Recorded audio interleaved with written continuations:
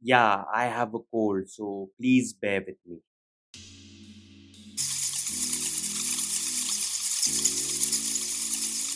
For me personally, the best Batman stories are the ones which make you get into the psyche of Batman. You're never finished with me. Sure, Batman is a character that can have so many different interpretations, but what makes Batman tick? What makes Bruce Wayne dress up into a creature of the night? That's something personally I would like to know more about. So, building on this, here is a Batman story you should know about, and it's a classic from Batman the Animated Series. And I believe this is one of the best Batman stories ever.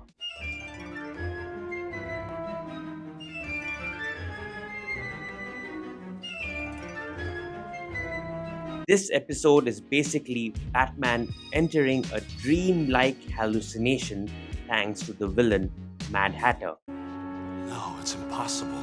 No, it can't be you.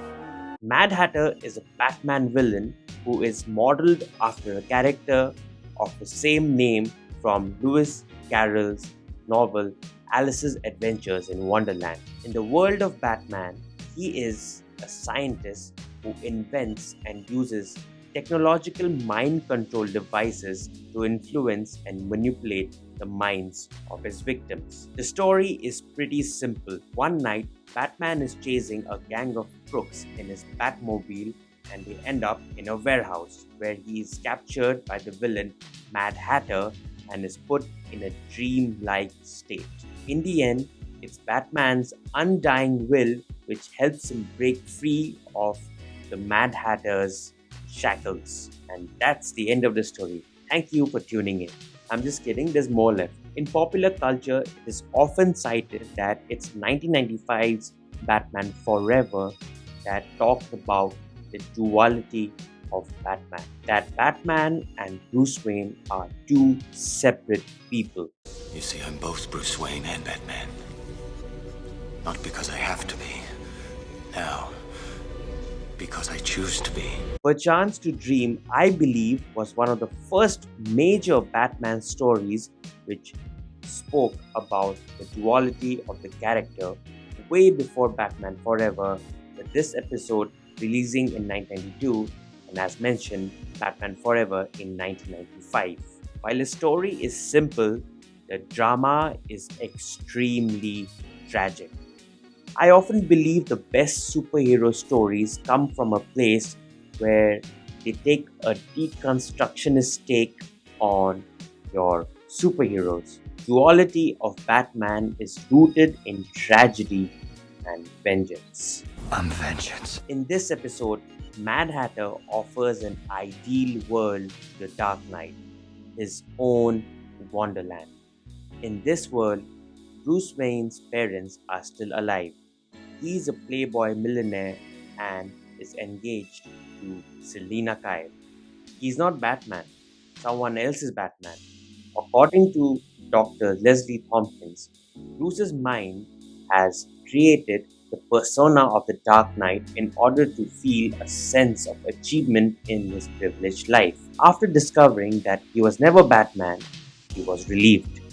And in his own words, the nightmare is over. Then, the nightmare is over. However, Bruce realizes that his wonderland is a sham, that everything before him is all smoke and mirrors. And this realization culminates in a cemetery tower where Bruce seeks to confront the doppelganger Batman. Bruce fighting Batman in his dreams speaks volumes. I personally see it as the struggle for the psyche of Bruce Wayne, and it's Batman who wins. It's Batman who's the dominant personality. It's the acceptance that the only way Bruce Wayne can function in this world is through the eyes of a Dark Knight, a Caped Crusader. The answer to his remorse and pain is the Batman. It's almost like an addiction that Bruce can never let go. that turns good men cruel. It's Batman that will never allow Bruce Wayne to have a normal life, a life with Selina, a life beyond his tragedy. He is embroiled in a cyclic pain of grief and violence where he prefers to don a cape and a cowl and recruit younger orphans towards his war against crime. The story of Batman is that of a mentally ill person who could never process the death of his parents. He is the reason why Gotham City is full of costumed psychopaths. You see, it all comes down to this Batman fellow. His psychoerotic behavior is like a net, trapping weak-minded neurotics like Harvey, drawing them into corresponding intersecting patterns. You could say Batman creates his own enemies, committing the crimes using his so-called villains as narcissistic proxies.